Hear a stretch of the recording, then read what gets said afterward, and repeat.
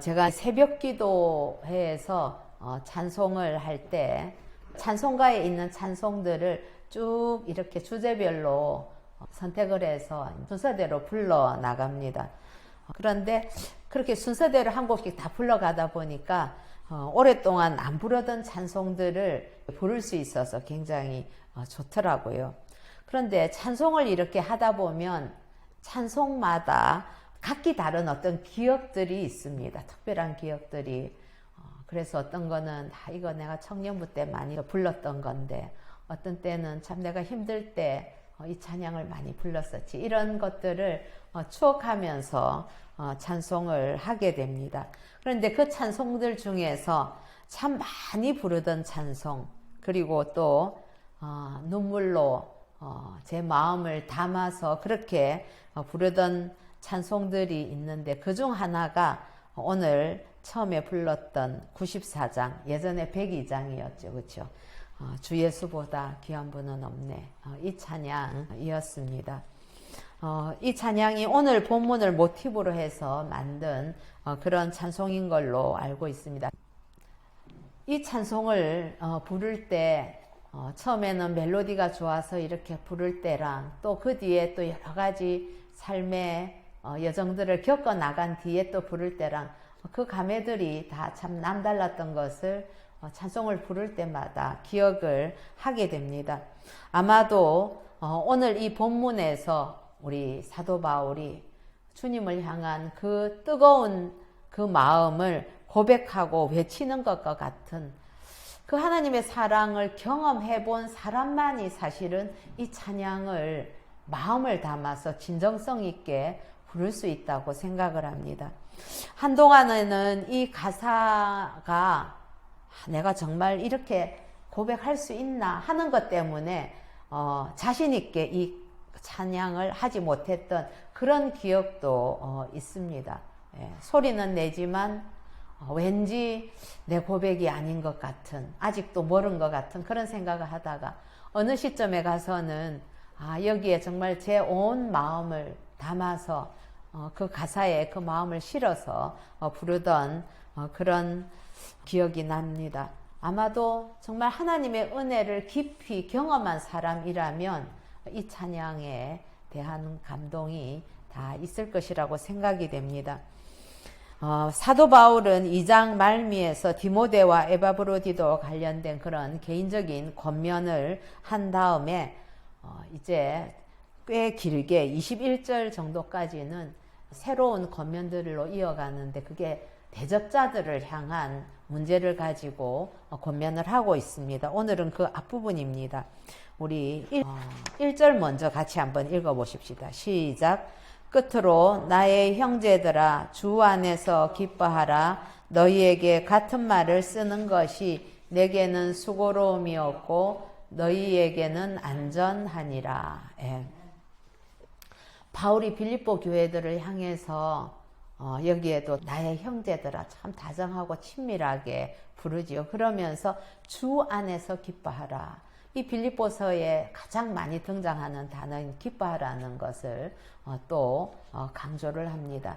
이 말은 주 안에서 기뻐하라는 것은 그리스도인이 기뻐하는 것의 근거는 어디에 있는가? 그건 바로 우리 주님 예수 그리스도에게 있다는 것을 분명하게 명확하게 밝히고 있습니다. 사도 바울은 이렇게 쓸 때 보면은 그 언어를 구사하는 거나 개념을 이렇게 나타낼 때에 아주 명확하게 정확하게 이렇게 표현하는 걸 보게 되지요. 그러면서 이제 계속 권면을 이어가는 것이, 너희에게 같은 말 쓰는 것이 내게는 수고로움이었고 너희에게는 안전하다고 했는데, 이제 앞으로 하게 될 그 권면이 내가 아무리 강조하고 또 강조를 해도 그거는 너희에게는 유익한 일이기 때문에 나는 또다시 계속해서 강조해도 괜찮다는 그런 의미를 담고 있지요. 우리 앞장들에서 보았지만은 빌립보 교회에 내부적으로는 어떤 문제가 있었습니까? 그 지도자들 간에 어떤 다툼들이 있었던 것이지요. 그런데 외부적으로는 그때 빌립보 교회뿐만 아니라 다른 교회들도 전부 다 율법주의자들, 유대주의자들이 교리적인 어떤 유혹과 공격이 있던 그러한 시대였습니다. 바울은 이방인들에게도 할례를 받아야 된다고 주장하던 그들에 대해서 아주 분노를 하면서 빌립보 교인들에게 삼가라, 이게 이제 조심하라, 경계하라 이런 의미를 다 포함하는데 삼가라는 말을 3번이나 하면서 강력하게 그리고 또 단호하게 경고를 하고 있습니다. 우리 2절 같이 한번 읽어보십시다. 시작. 개들을 삼가고 행악하는 자들을 삼가고 몸을 상해하는 일을 삼가라. 예. 개들을 삼가라. 욕이 나오네요. 그렇죠? 예. 사도행전 15장 여러분들 기억하실 것입니다. 그때 예루살렘 공의회가 있었을 때지요. 근데 거기에 보면 이방인 그리스도인들을 율법주의, 유대의 그 율법주의로 끌어들이려고 하는 그러한 사람들이 있었습니다. 유대인 그리스도인들 중에. 그래서 바울은 갈라디아서 1장 7절에서 9절에 보면 그런 사람들에 대해서 얼마나 강력하게 이야기를 하는지 모릅니다. 다른 복음은 없나니 다만 어떤 사람들이 너희를 교란하여 그리스도의 복음을 변하게 하려 함이라. 그러나 우리나 혹은 하늘로부터 온 천사라도 우리가 너희에게 전한 복음 외에 다른 복음을 전하면 저주를 받을지어다. 우리가 전에 말하였거니와 내가 지금 다시 말하노니 만일 누구든지 너희가 받은 것 외에 다른 복음을 전하면 저주를 받을지어다. 바울이 막 갈라디아서에서 이 다른 복음에 대한 그러한 대적자들에 대해 얼마나 신랄하게 표현을 하고 있는지 모릅니다. 즉 이들은 복음을 율법으로 도로 바꾸어서 진리와 자유를 빼앗는 자들이다. 이렇게 그들을 향해서 규정하고 있는 것을 알 수가 있는 것이죠. 당시 일반적으로 유대인들은 이방인들을 향해서 개들이라고 욕을 했습니다. 아주 인간 취급도 안 하는 거지요. 그러면서 오늘 여기에 보면은 바울이 개들을 삼가라 이렇게 표현했는데 여러분 참 아이러니하게도 바울은 유대인들이 이방인들을 향해서 개들이라고 욕하는 것을 가지고 도로 그 욕을 그 유대주의자들에게 되돌리고 있는 것을 알 수가 있습니다. 그러면서 빌립보 성도들에게는 그런 자들, 유대주의자들, 예수를 믿는다 하면서도 율법을 요구하는, 할례를 요구하는 그런 자들을 경계하고 삼가라라고 이야기를 하는 것이죠. 그리고 또 이제 2절에 이어서 보면 행악하는 자들을 삼가라 했는데, 행악한다는 것은 이제 악을 저지르는 걸 의미하는 거죠. 즉 율법의 행위로 의롭게 된다 하는 것을 믿는 자들은 결국은 복음의 그 본질을 왜곡하는 자들이죠. 십자가의 복음으로 충분하지 않다고 거기에다가 율법까지 더 보태야 그래도 이 구원이 이루어진다고 말하는 것이니까 이것은 악을 행하는 셈이 되는 것입니다. 그리고 이어서 나오는 몸을 상해하는 일을 삼가라. 이것은 할례를 의미합니다. 이방인들에게도 할례를 받으라고 하는데 그 할례를 삼가라는 것이지요. 우리 3절 같이 한번 읽어보십시다. 시작. 하나님의 성령으로 봉사하며 그리스도 예수로 자랑하고 육체를 신뢰하지 아니하는 우리가 곧 할례파라. 이 3절에 보면 우리가 곧 할례파라 하는 그 단어에서 그 대적자들이 뭘 강조하고 있는가 이런 것들을 알아볼 수 있는 단서가 되는 것이죠. 그 유대인 그리스도인들 중에는 예수를 믿는다고 하면서도 아까 말씀드린 것처럼 십자가의 복음만으로는 구원받기에 부족하다. 그래서 율법도 준수하는 게 좋다고 옳다고 주장하는 자들이 있었습니다. 여러분 참 이것은 듣기에는 좋은 것입니다.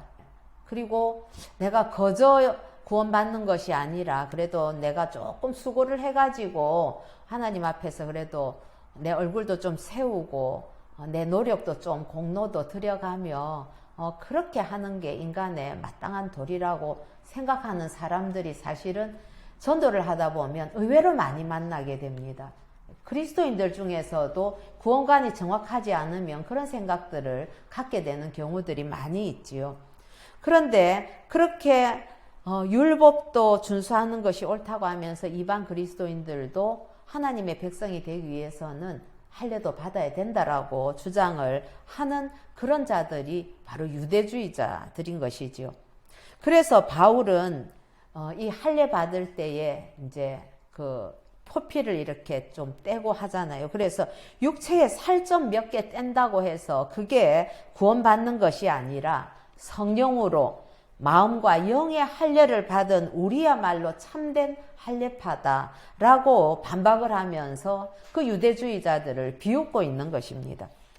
이처럼 유대주의자들은 율법 의식에 치우쳐서 신앙의 본질은 잃어버리고 외식적인 그러한 껍데기만 강조하는 자들로서 남들의 신앙에 대해서 함부로 비난하고 정죄하는 자들이 바로 유대주의자들이었던 것입니다. 그때나 지금이나 글자 이렇게 한두 개 가지고 문장 조금 가지고 복음을 변절시키려고 하는 이단은 여전히 있습니다. 그렇기 때문에 하나님의 백성, 성도들은 영적인 분별력을 가지고 그런 자들을 항상 경계를 해야만 할 것입니다. 그렇습니다. 정말 어느 시대든지 이렇게 복음을 호도하고자 하는, 진리를 왜곡하고자 하는 자들은 항상 있는 법이죠. 그래서 늘 깨어서 우리가 영적으로 분별하는 그러한 저와 여러분 되어야만 하겠습니다.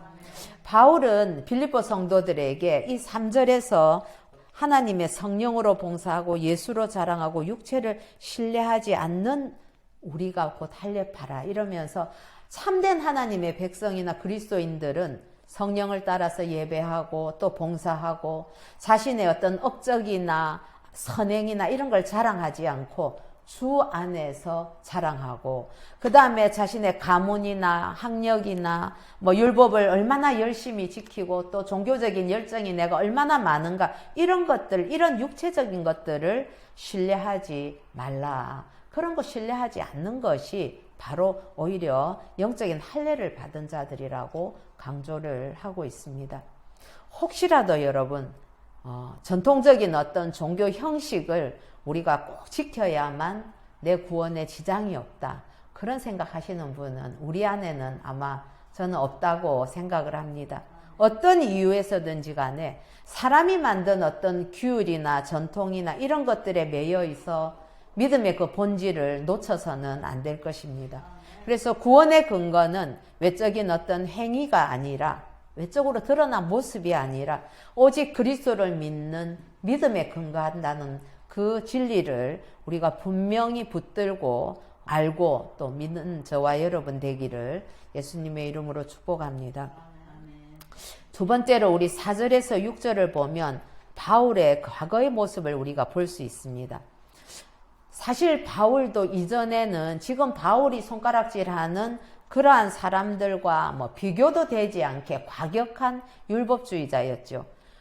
그러면서 자신의 그 부끄러웠던 과거를 고백을 하는데 이전에는 그야말로 극단적인 율법주의자여서 정말 하나님에 대한 그 왜곡된 열심 이것이 하늘을 찌르는 듯 그런 사람이 자신이었지요.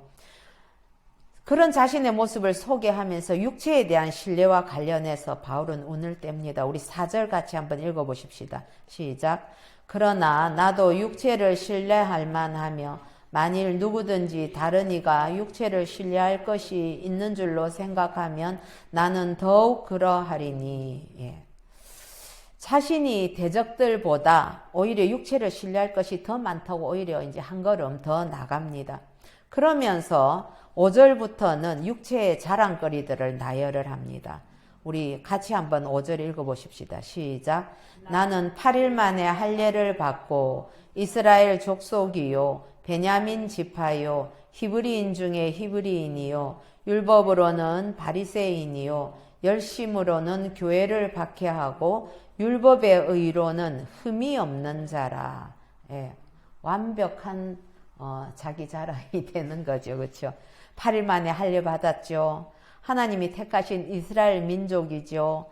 또 이스라엘의 그 초대왕 사울을 배출한 그러한 베냐민 지파들은 그런 자긍심이 있는 것입니다.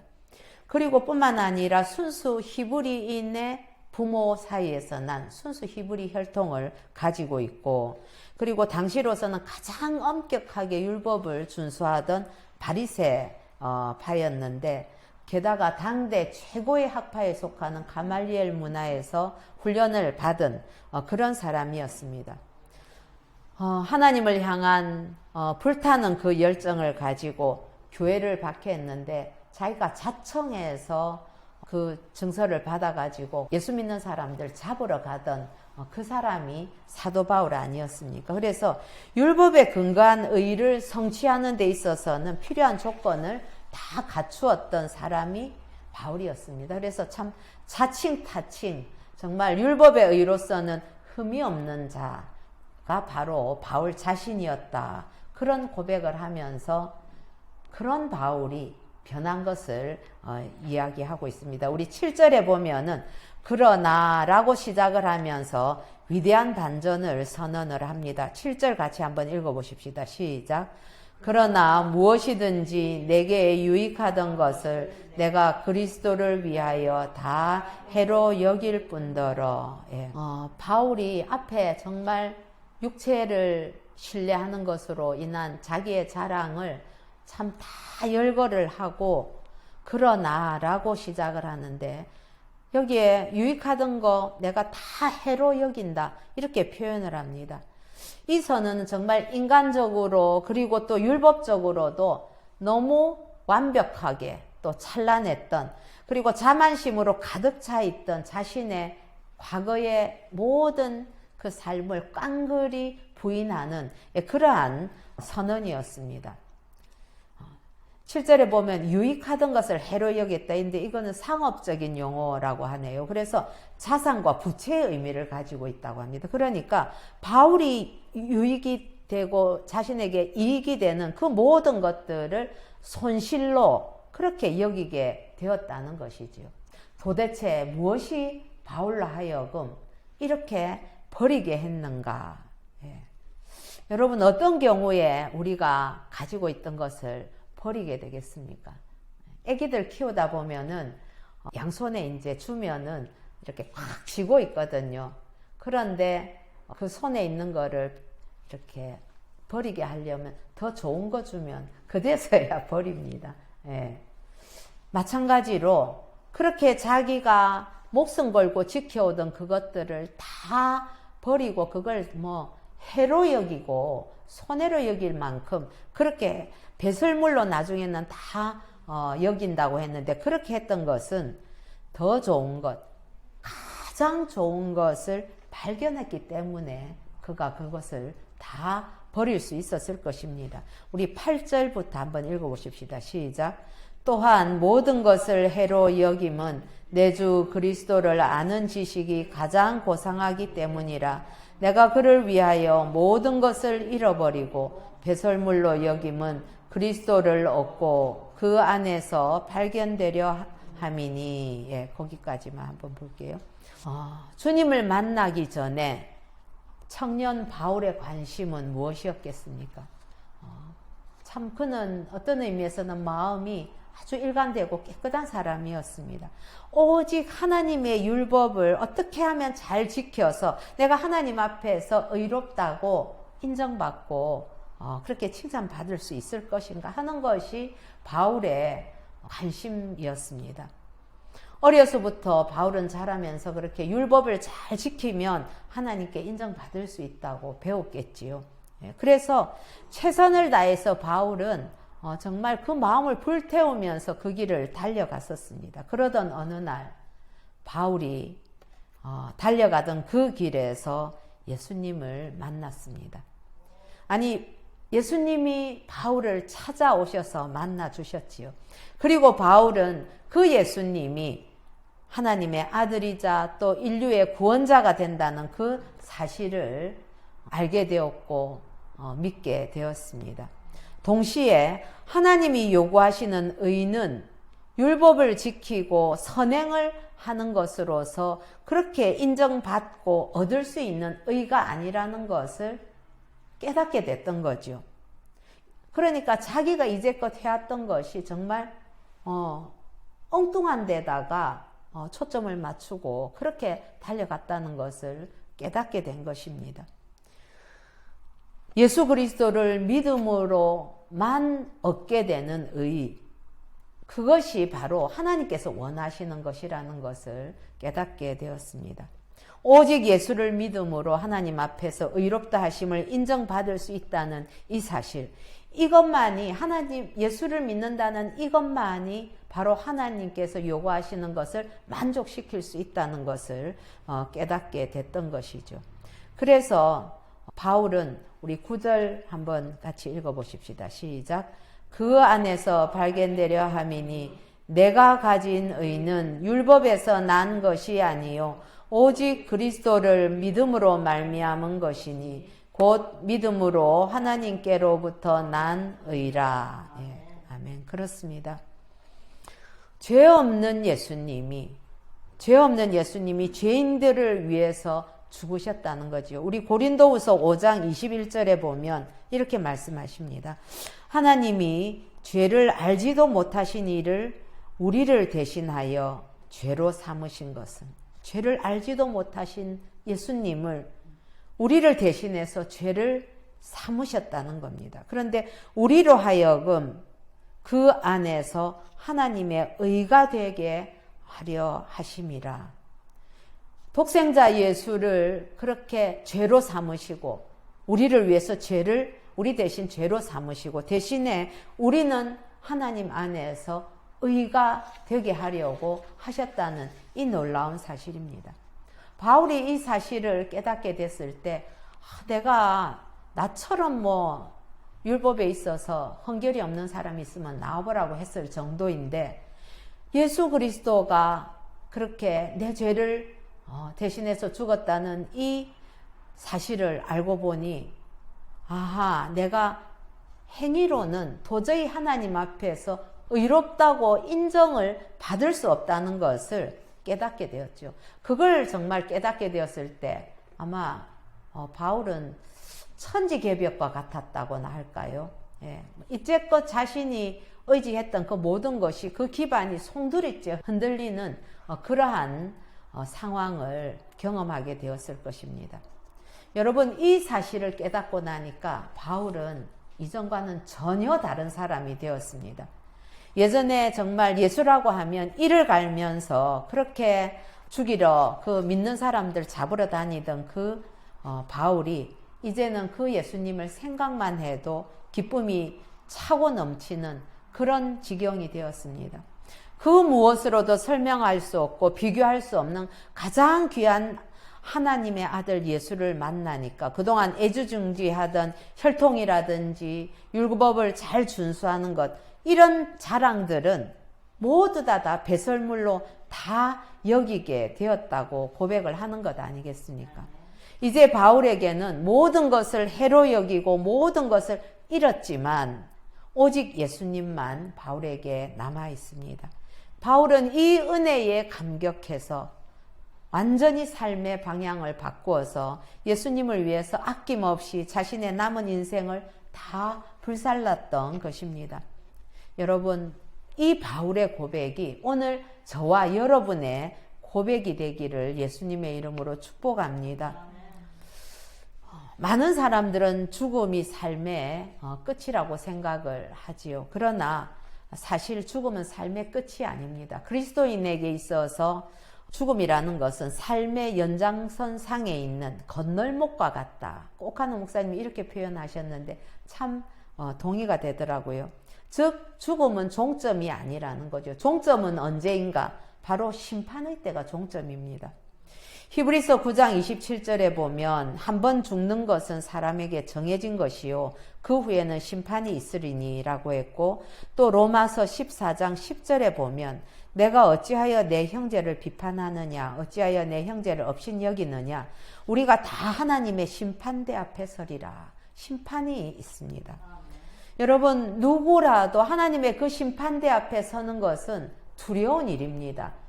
왜냐하면 하나님을 만족시킬 만한 그 심판대 앞에서 하나님의 그 의를 만족시킬 만한 의를 가지고 있어야만 당당할 수 있는 것 아니겠습니까?